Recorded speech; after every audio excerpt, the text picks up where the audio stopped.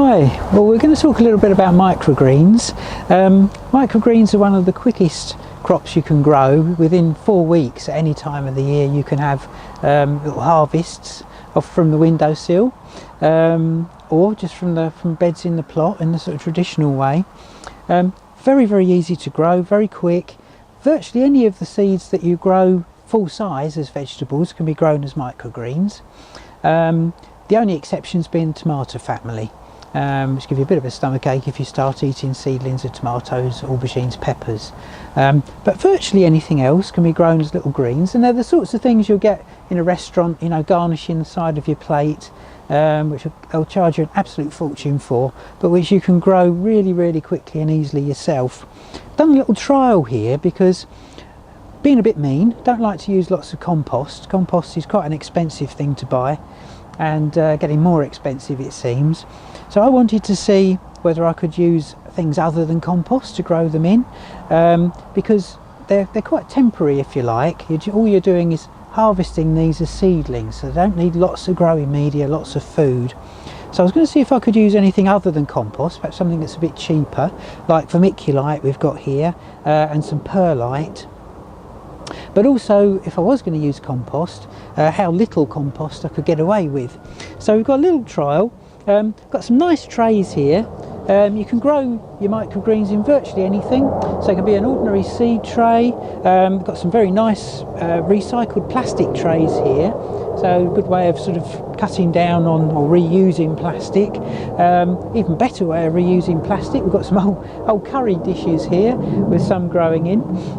Perhaps not very big, but if you put them all together and sowed one crop, you'd still have quite a good harvest there. So tried various things, and I think what you can see here, we've got 2 trays here where we've got just a shallow bit of compost, no more than 1 inch deep or 2.5 centimetres deep, and here we've just got pure vermiculite, which is a sort of expanded rock, which is used a lot in sort of building trade, but also in gardening for covering seedlings. Well, these ones are growing completely in vermiculite. Now these are rocket seedlings, sown exactly the same time. It will have been about 3 weeks ago that these were sown. And I think you can see straight away that the ones in compost very much greener and lusher than the ones just in vermiculite.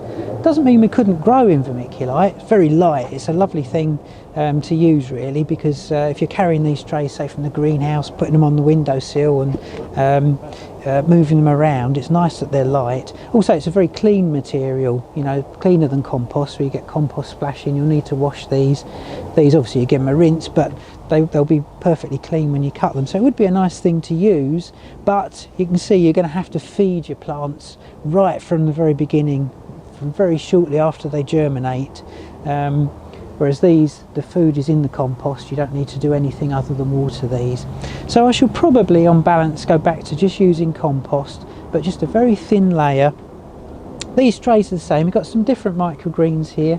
We've got some mustard, red frills, and the thing about microgreens is you harvest them very young, so as soon as they start to get their first true leaf, you'd be cutting these, snipping them, using them in a salad, putting them in sandwiches, stir fries, that sort of thing.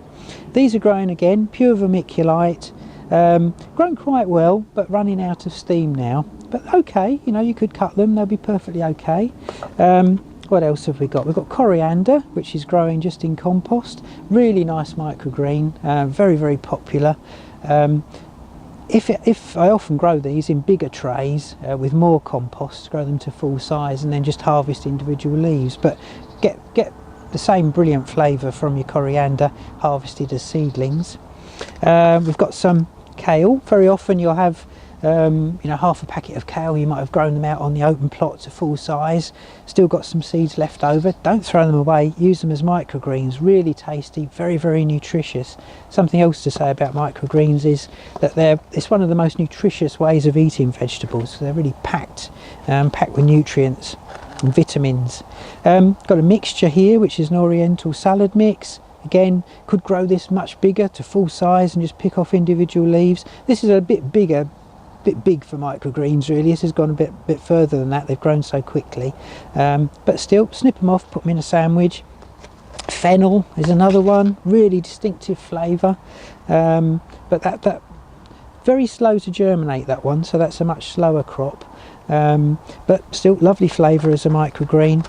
And finally we've got parsley here, which, you know, again, lovely, just get that great parsley flavour even when they're just seedlings, as well as when they're full-size plants. So very easy to grow, and often parsley will germinate much better in a tray than it will out in the open plot, so you get better results from it. As I say, use up your old seeds on this sort of thing. Great way of using those half seed packets. Buy fresh the next year for putting out on the plot, but then use up your old seeds for this sort of thing. Or you can buy, various companies do seeds packeted especially for growing as microgreens, but really, if you've got any freebies, especially if you buy a kitchen garden and you get all those free seeds, you wonder what to do with them all, use them as microgreens.